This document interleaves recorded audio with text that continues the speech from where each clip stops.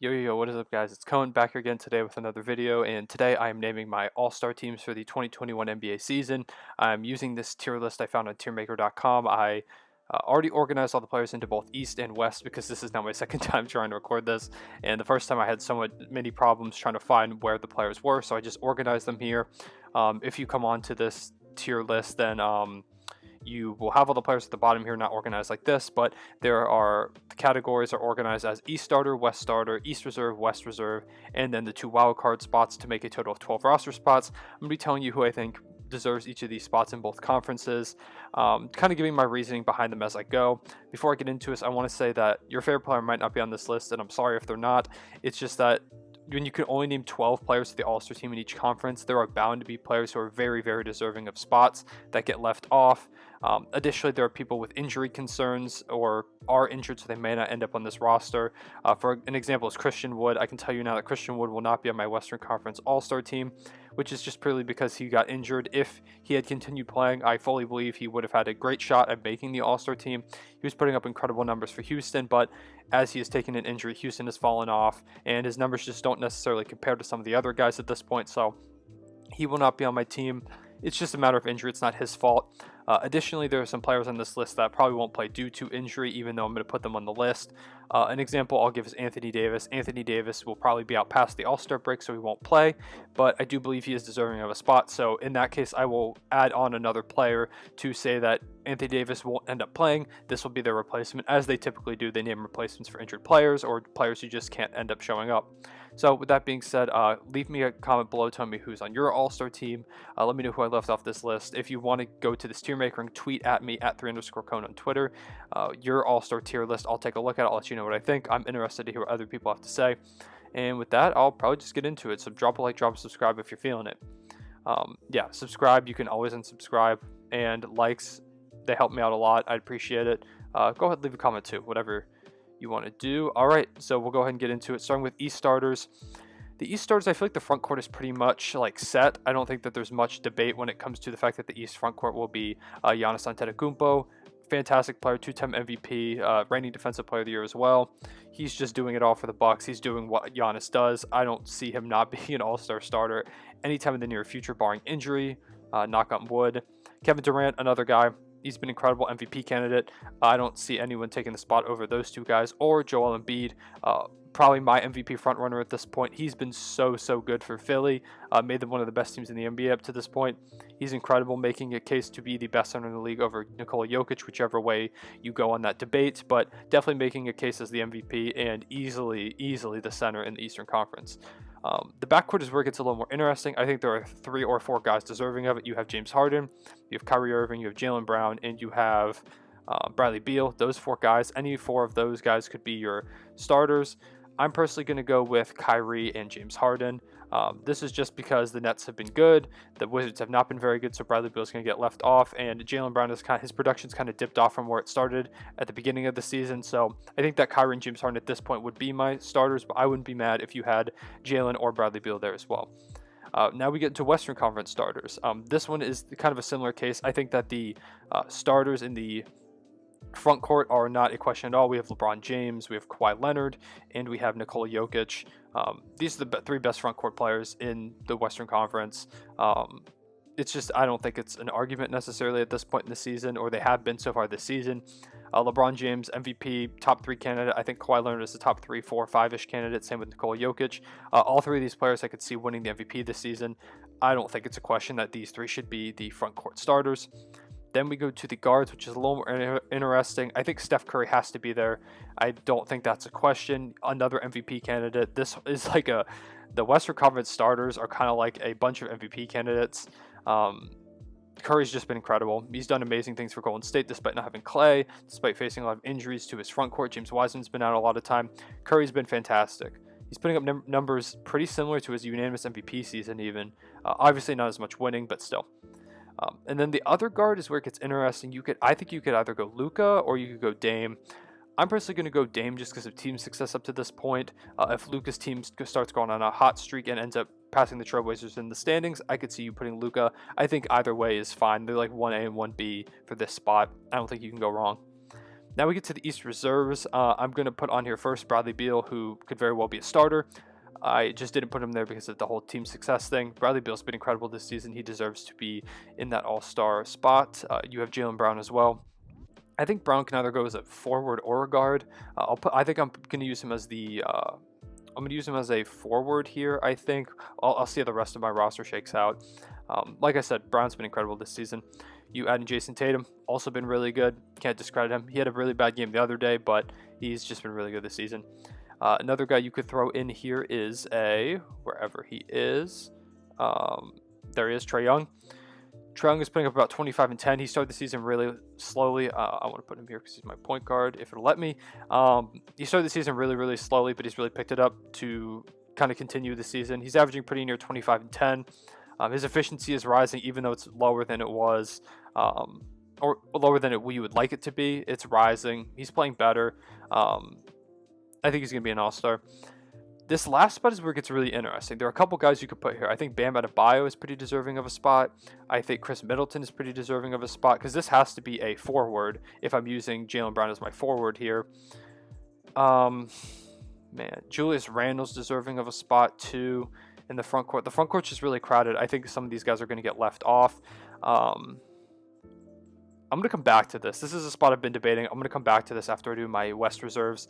West reserves, I'm going to put Luka. Like I said, he could easily be a starter. Donovan Mitchell, best team in the NBA up to this point. He's been really, really good this season. He's definitely an all-star. Just below that starter tier just because of how good these two guards are in the Western starter spot. And like a million other seasons, he might be a starter, but it's Curry and Dame have just been too good. Next, we're going to go with, these all-star teams are so hard, man. It's so hard to not leave guys off. I'm going to put Paul George on here as a forward. I believe that's what they have him listed. I think he could go either way when you're talking about reserves. He's been really good. He was an MVP candidate to start the season, but now he's dealing with injuries, so I will be putting in another player to replace him because it's not clear yet if Paul George is going to play. So I will have an extra player for him in addition to Anthony Davis, another guy who I don't think will end up playing this All-Star game because of injury. So I'm going to have to put someone else in there for him. And then finally, Rudy Gobert. Like I said, the Jazz have been incredible. Rudy Gobert has been really, really good, a Defensive Player of the Year candidate, and I think he deserves that recognition for helping to anchor one of the NBA's best teams and better defenses.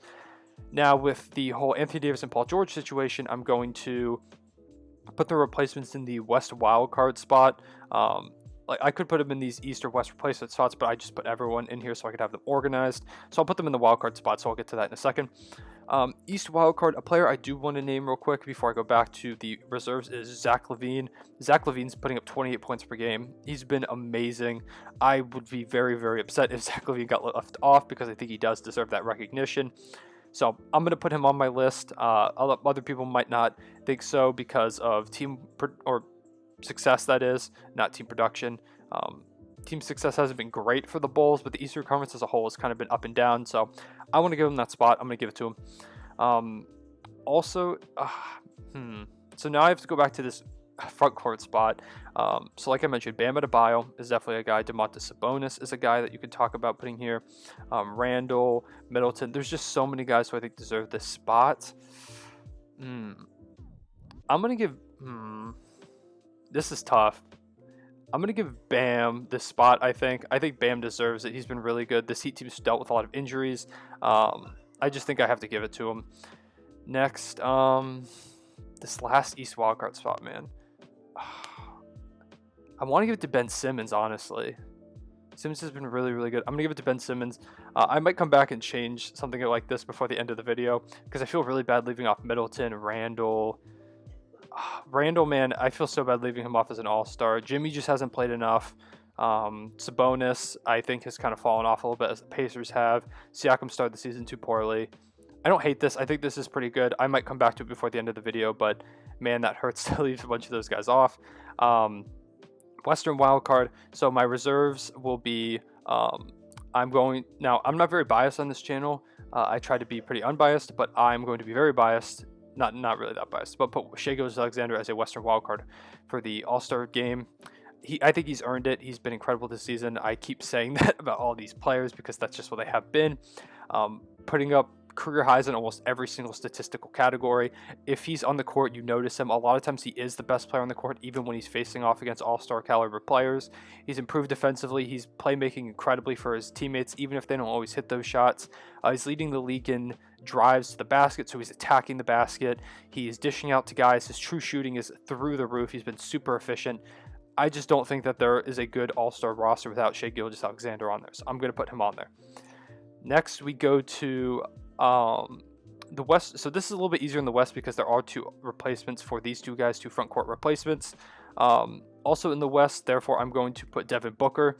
I think Booker's earned a spot, or a Sun has earned a spot. You could choose him or Chris Paul. I'm going to go with Booker just because I want him to get that recognition. Booker's one of my favorite players. Not that Chris Paul isn't, but I love Devin Booker's game. I want to see him get that recognition after he kind of got snubbed last season. I'm going to give it to Booker. And then for my replacements of these 2, I'm going to put in Zion Williamson. Zion's been really, really good. The Pelicans have not been very, very good, which is why I don't think Ingram will also get in. I think it has to be one or the other. I don't know. I mean, or you could put Ingram on here, I guess, if you're trying to find a replacement. But giving 2 All-Stars to a really bad team just feels kind of off. I want to give De'Aaron Fox a spot so bad, but with the fact that these are 2 front court members going, they would give it to 2 front court members as replacements. So, I'll give it to I'll go to DeRozan. The Spurs have been better than expected this season. Like I said, I don't want to give it to Ingram and Zion just because the Pelicans have been pretty bad this season. So I'm going to give DeRozan that recognition. He's been really, really solid. Just a great player. He's really revived his career this season. A lot of people were calling him kind of dead in the water last season, and he's looked fantastic. Played a lot of minutes for them at the 3 and the 4 position. He's been very versatile for them, playing better defense, playing more efficiently. DeRozan deserves a shout out. And so I think those are my all-star teams. I'll go over a couple guys. De'Aaron Fox and Chris Paul, like I said, I would love to give both of them a roster spot. I think that they're just barely on the out, though. Christian Wood injured. Cat hasn't played enough time. Mike Conley, I'd love to, but it's just the Western Conference backcourts are just too crowded. John Morant, he's just hasn't had the production quite this season. Ingram, his team hasn't been good enough. McCollum, I think, would have been an all-star if he didn't get injured. He was on my all-star list like a month ago before he got dealt with that injury. Wiggins and Drummond have both been good, just not good enough. Porzingis has been kind of up and down, and just Depot hasn't been good enough. In the East, Sexton and Jared Allen, interesting. I don't necessarily know why Jared Allen's on here. I don't think he's in consideration. Sexton's been good. I just don't think he matches up quite to the level of some of these other guys. Sabonis has kind of fallen off. John Collins has been okay, not really all-star level. Same with Siakam. He started really poorly. Brogdon, I think, fell off a little bit. He was on my all-star team earlier in the season. Tobias Harris, I think he could also be a player who can make it. He just is a little bit below Ben Simmons for me, playing defensive player of the year caliber defense. Vucevic has the magic on his back. I just don't think he fits in a very crowded roster. Same with Hayward. He's been great. Really, I could say about all these guys. Butler hasn't played enough time. Capella's playing great. I hate leaving these 2 guys. I hate leaving off. Same with Jeremy Grant. Jeremy Grant's team just hasn't been good enough. Although I think he really is deserving of an all-star spot. A lot of these guys are. There just isn't enough for everyone. I think I'm going to leave it like this for now. Chris Middleton, Julius Randle, Sabonis, those 3 guys are very much on the cusp for this Eastern Conference. I don't know. There has to be snubs, so I'm just going to leave it like it is. This might change before the All-Star game, but right now in this moment, this is what I'm feeling. Let me know what you think below. Let me know if which of these guys you think was the biggest snub. Who am I, an idiot for not putting on the list? All those things. And with that being said, I will see you guys later.